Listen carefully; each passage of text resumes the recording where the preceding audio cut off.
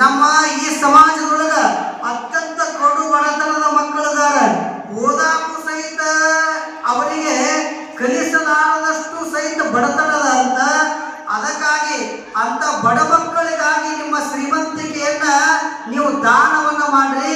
ಅಂತ ಬಳಿಕ ನಿಮ್ಮ ಹೊಟ್ಟೆ ಹುಟ್ಟಿನಕ್ಕಿಂತ ಮಕ್ಕಳಿಗಿಂತಲೂ ಸಮಾಜದ ಮಕ್ಕಳ ದಿವ್ಯ ಭವ್ಯತೆಯ ಆಶೀರ್ವಾದ ನಿಮಗಾಗ್ತದೆ ಅನ್ನುವಂಥದ್ದನ್ನ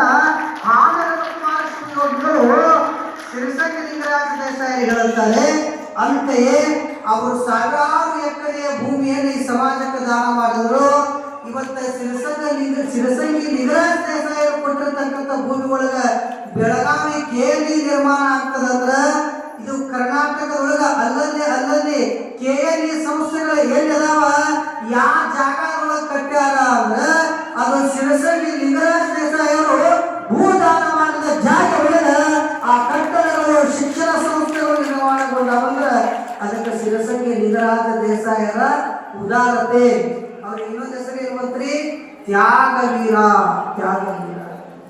ದಾನ ಸೂರ ಕರ್ಣ. ಇದು ದಾನ. ಹಾನಗಲಜ್ಜವರು ಅವ್ರಿಗೆ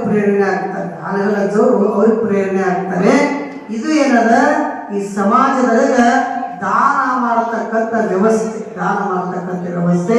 ಹಾಗಾಗಿ ನಾವು ದಾನ ಮಾಡುವಂತ ಗುಣಗಳನ್ನ ನಮ್ಮೊಳಗ ಉಳಿಸ್ಕೊಳ್ಬೇಕು, ಬೆಳೆಸ್ಕೊಳ್ಬೇಕು. ಅದರಿಂದ ನಮ್ಮ ಭವ್ಯತದ ಬದುಕು ಬಕಾರಮಯವಾಗ್ತದೆ ಅನ್ನುವಂತ ಪೂರ್ವ ಪೀಠಿಕೆಯ ಕಥಾಭಾಗವನ್ನ ಸಿದ್ದರಾಮೇಶ್ವರನ ಸನ್ನಿಧಾನಕ್ಕೆ ಸಮರ್ಪಣೆ ಮಾಡುತ್ತಾ ಮುಂದುವರಿದವಾಗ ಇಂಥ ಉದಾರತೆಯ ಗುಣ ಸಿದ್ಧಲಿಂಗ ಜಗದ್ಗುರುವವರ ಜೀವನದೊಳಗೆ ಬರ್ತಾ ಇದೆ. ಆ ವಿಚಾರವನ್ನ ನಮ್ಮ ಗಾಯಕರ ನಂತರ ನಾವು ಇವುಗಳೆಲ್ಲರೂ ಕೂಡ ತಿಳಿಯೋಣ.